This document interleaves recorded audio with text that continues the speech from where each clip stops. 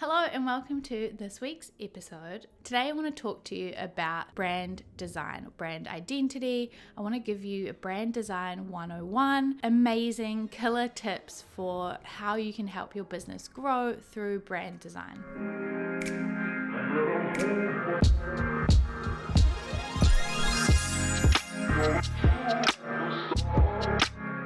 So I want to talk to you about how brand design differs from brand strategy. In the last episode, I was talking to you all about brand strategy and what it means and why you need it, what's included. And so today we're talking about brand design, but how is that different? Last week I gave you a metaphor of baking a cake and told you that brand strategy is all of the preparation that you do before you build the cake, before you get stuck in, you put your apron on and you start baking. Brand strategy is all of that planning and preparation work beforehand. It's getting the vision and the goals and the mission and the ingredients and the instructions all together so that you're ready to bake your cake. Brand design is actually making the cake. It's about once you have clarity around what you do and what you offer and how you're going to do it, it's figuring out then let's do it. Let's put it into action. Let's start putting these ingredients together. Let's start turning it into an actual cake that people can see and eat, to take part in. So brand design is all about creating these tangible things that people can hold or see or read or hear or experience when it comes to your brand. This is all about standing out and representing yourself in the best way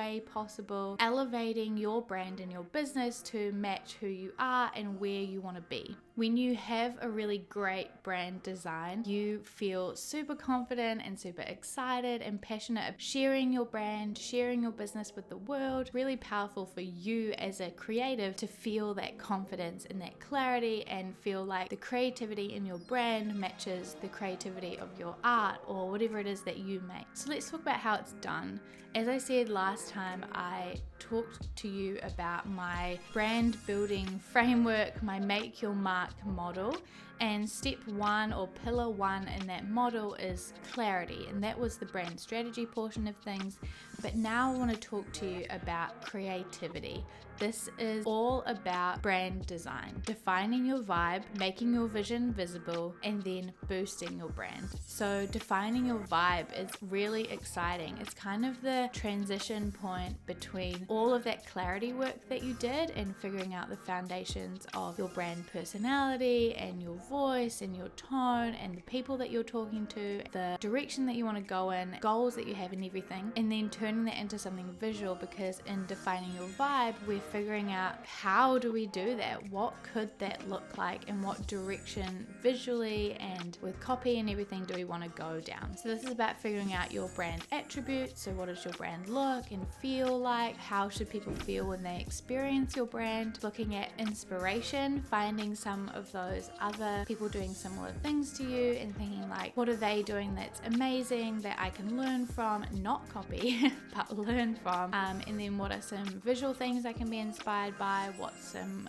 messaging I can be inspired by are a part of your brand you can find inspiration for. And then you can put this together into mood boards. I love mood boards so much. This is a really great snapshot of what your brand should look and feel like. And so it's kind of a pre-design design task, because you can really refine what your brand is like before you get too stuck into what colors you're using and fonts and everything, and you can really set the direction from the beginning.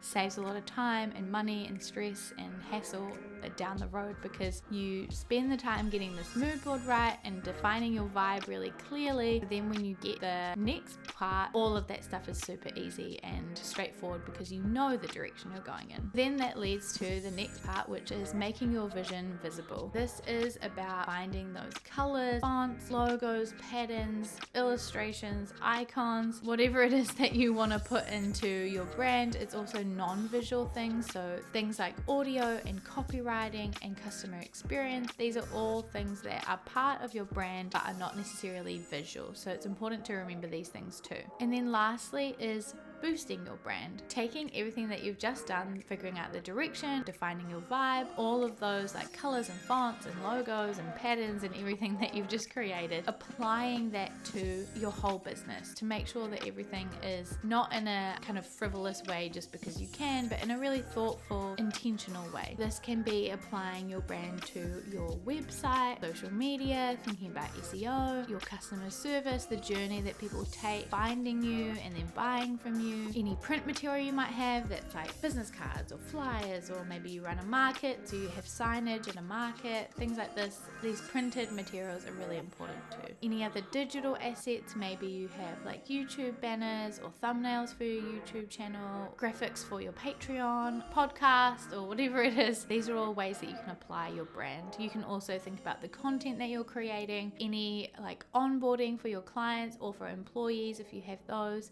What does that look like and how is that branded? Things like invoices and contracts and all those kind of boring things, but those things can be branded and should be as well. All about making sure that when people land on something of yours, they know that it's yours and they know what it's about. If they do land on your podcast or your Patreon or your social media, wherever they might find you, they know that they've landed in the right place, know who you are, see exactly what you do and recognize you. So let's recap that. Everything that goes into creativity and transforming the clarity that you created into something tangible that people can experience is defining your vibe, making your vision visible, and boosting your brand. We want to figure out the direction that you're going in and get really clear on that and transform the clarity into a clear direction, visually, your copy and everything. Then we want to use that direction to inform choosing colors and fonts and everything that makes your brand tangible,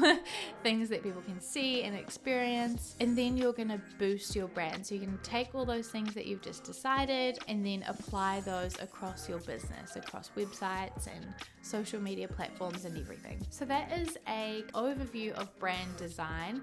It's a little bit of 101 on what goes into brand design and the 3 main steps of creating your brand. As always, I'm going to be going into more detail in my mini masterclass in my free Facebook group. So if you want to join, it's a Black and White Studios Society, and there will be a link either below the podcast or the video. You can just search it on Facebook and we'll be in there answering your questions, going into this in a little bit more detail. You can also download the Ultimate Branding Checklist for free, which will give you a list of everything you need to think about, from the clarity portion we talked about last time, all this creativity stuff, then to the consistency part, which I will be talking about next week. So make sure that you come back for that.